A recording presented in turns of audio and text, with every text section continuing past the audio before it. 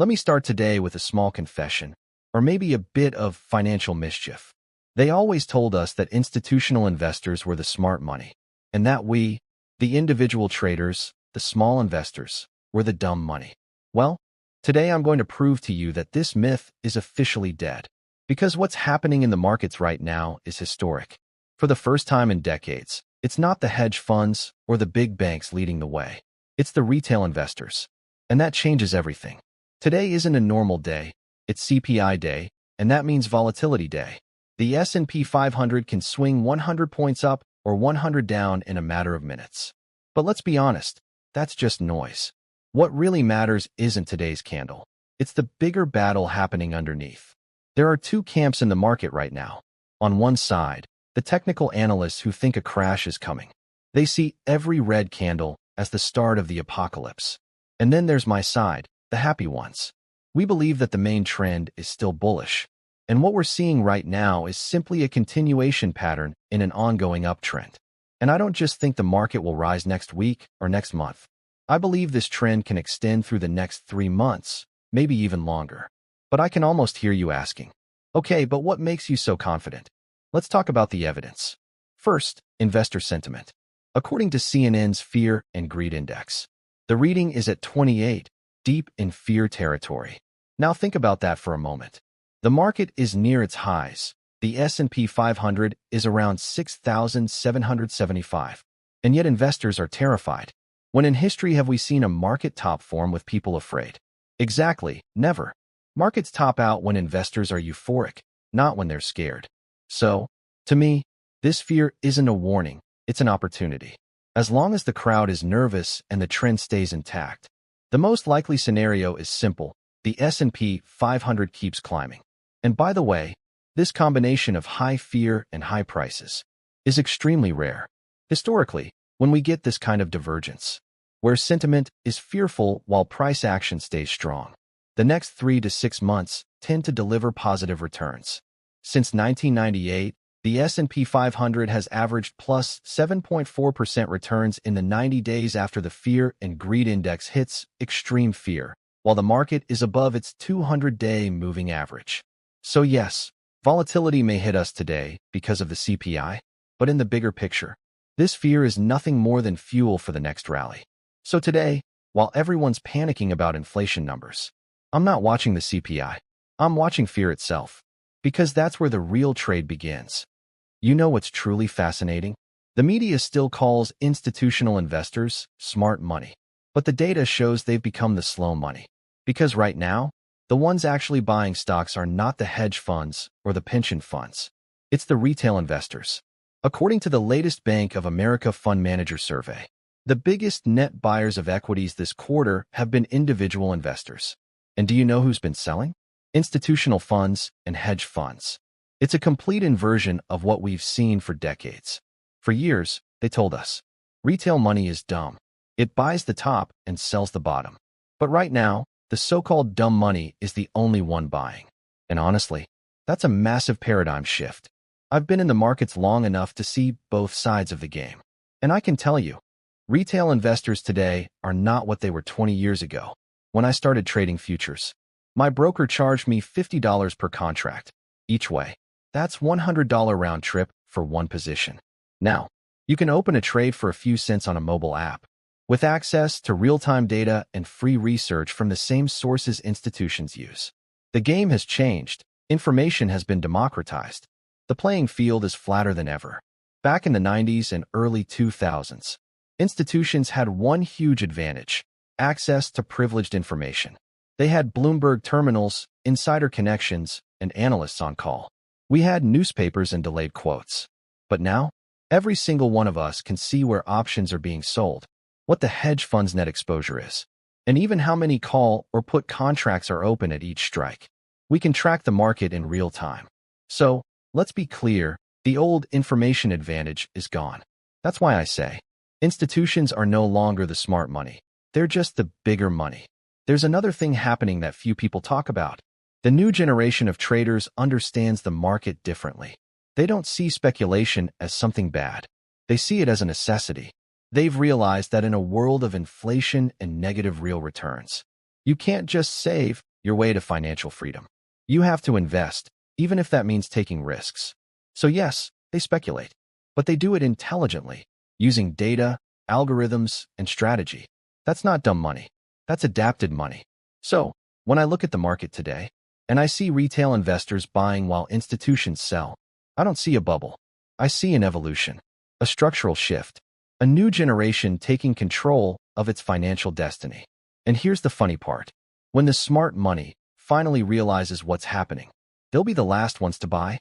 Again, according to Bloomberg and Bank of America, October 2025, retail investors now represent 28% of total U.S. equity trading volume, up from just 12% in 2019.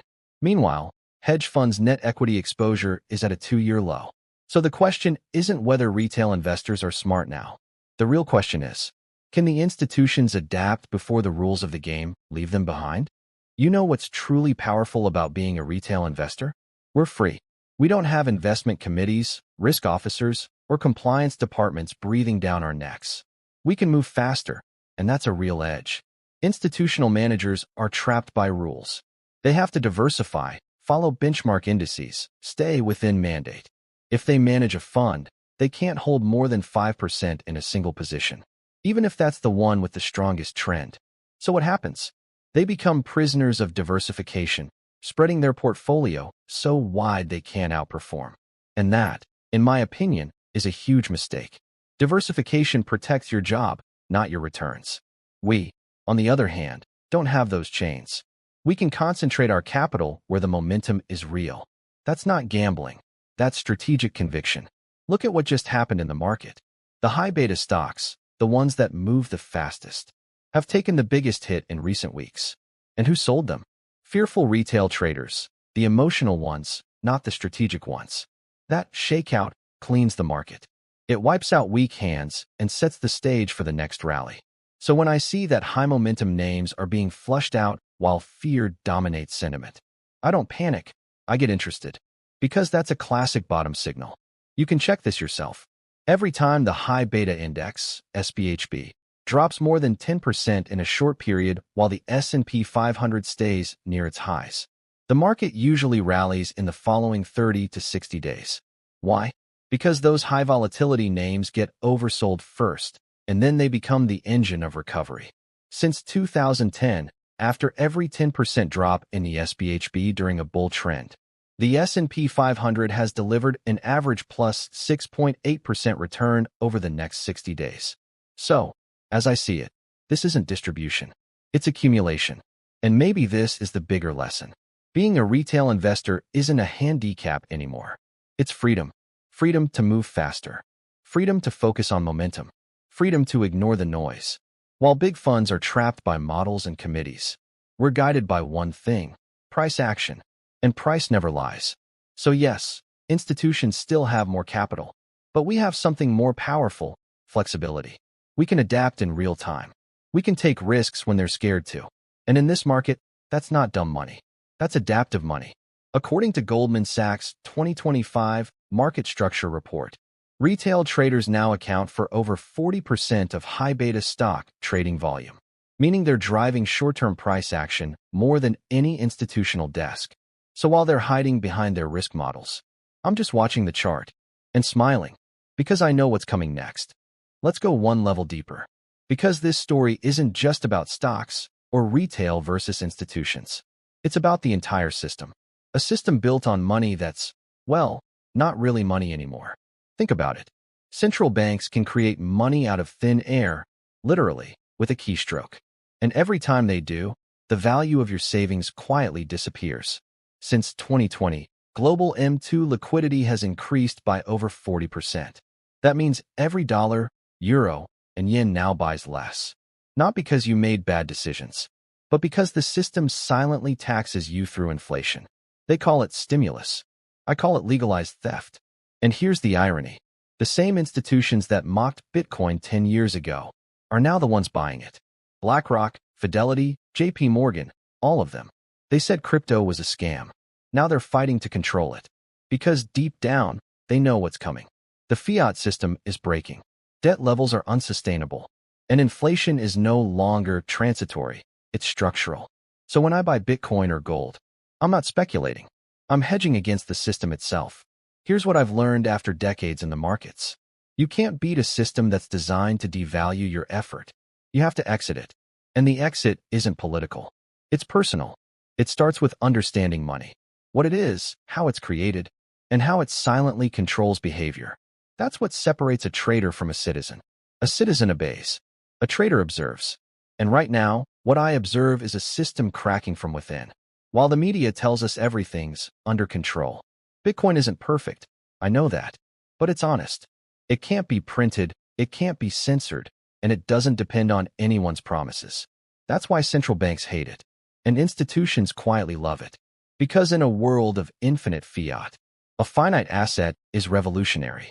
That's the real reason they're trying to regulate it, tax it, control it. They don't fear volatility, they fear transparency. As of October 2025, over 78% of Bitcoin's supply hasn't moved in more than a year. That's the highest HODL rate in history, showing that long-term holders are not speculating, they're protecting value. So when I say the institutional investor is no longer the smart money, I mean something deeper.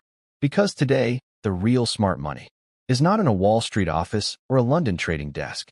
It's in the hands of the independent thinker, the person who studies, questions, and decides for themselves. We are witnessing the end of the old order and the beginning of something more transparent, more volatile, but also more free.